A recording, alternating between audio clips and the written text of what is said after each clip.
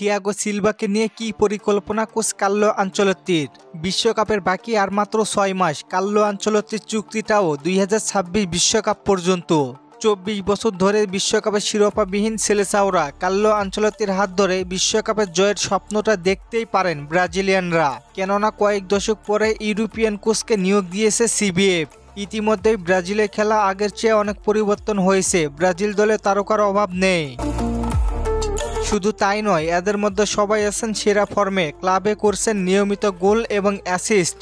আর Vinicius junior বিশ্বের সেরা left back হিসেবে নিজেকে প্রতিষ্ঠিত করেছে। এছাড়াও এস্তেভাও উইলিয়াম, রাফিনহা জাতীয় দলে আছে দুর্দান্ত ছন্দে।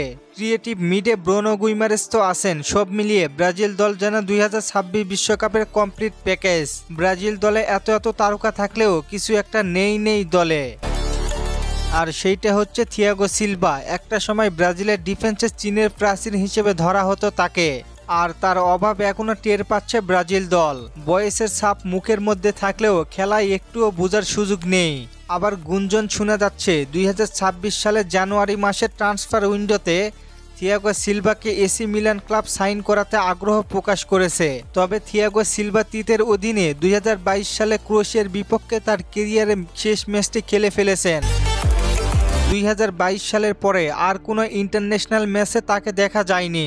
থিয়াগো সিলভাকে নিয়ে কার্লো আনচেলত্তির কাছে জানতে চাওয়া হলে জবাবে কোচ বলেন, থিয়াগো সিলভা একজন দুর্দান্ত ডিফেন্ডার, তাকে আমি কোচিং করিয়েছি। সে অত্যন্ত ভদ্র একজন মানুষ, কিন্তু বিশ্বকাপের ফুটবলে সবাই নিজের সর্বোচ্চ দিয়ে খেলে। দ্রুত গতির সাথে থিয়াগো সিলভা নিজেকে কিভাবে মানিয়ে নিবে, আমি আপাতত সিলভাকে নিয়ে ভাবছি না। আমাদের হাতে অনেক অপশন রয়েছে, পরবর্তীতে তাকে প্রয়োজন হলে আমি তাকে খেলাবো। তাহলে কি বুঝলেন? কার্লো আনচেলত্তিকে নিয়ে থিয়াগো সিলভা এখনো ভাবছে না।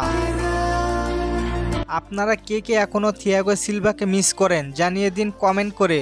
আর চলেন আপনাদের কমেন্টগুলো দেখে আসি।